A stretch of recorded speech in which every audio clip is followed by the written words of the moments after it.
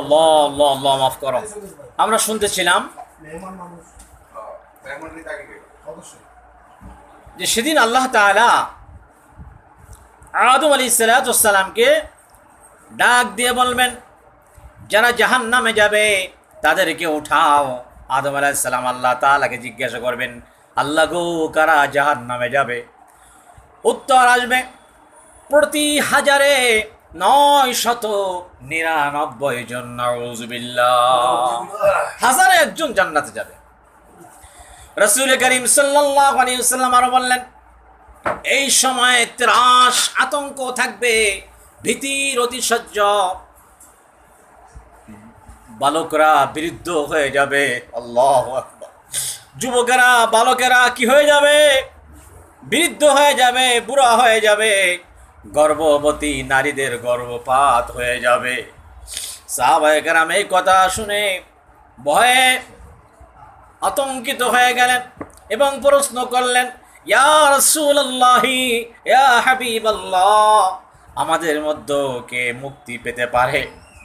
তিনি বললেন, তোমরা নিশ্চিত থাকো, যারা জাহান্নামে যাবে তাদের 1000 ইয়াজুজ মাজুজের মধ্য থেকে এবং একজন তোমাদের মধ্য থেকে হবে। সুবহানাল্লাহ বলেন। আল্লাহু আকবার। 1000 যে একজন জান্নাতে যাবে আর 999 জন জাহান্নামে যাবে। নবীজি এই কথা শুনে সাহাবারা প্রশ্ন করলেন, ইয়া রাসূলুল্লাহ, তাহলে মুক্তি পাবে কারা আমাদের মধ্য থেকে?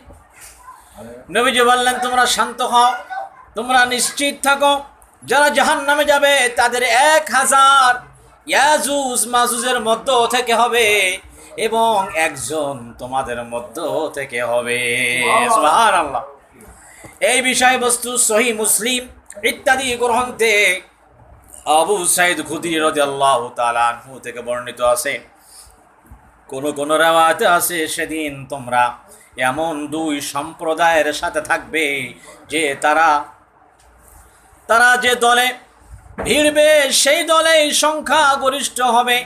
একটি ইয়াজুজ মাজুজের সম্প্রদায়, একটি ইয়াজুজ মাজুজের দল, ইয়াজুজ মাজুজের জাতি, ইয়াজুজ মাজুজের কওম।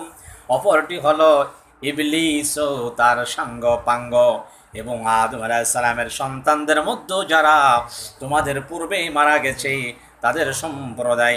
তাই 999 মধ্যে বড় সংখ্যা তাদের হবে, বৃহত্তম। তাফসীরে কুরতুবী ইত্যাদি গ্রন্থে সব রাওয়ায়াত বর্ণিত হয়েছে। তাহলে কি জানলাম? যে ইয়াজুজ মাজুজের কওম যারা, জাতি যারা, এরা জাহান্নামে বেশি যাবে। নাউযুবিল্লাহ বলেন। আল্লাহ আমাদেরকে জান্নাতি মানুষ হিসেবে সবাইকে কবুল করেন বলেন আমিন।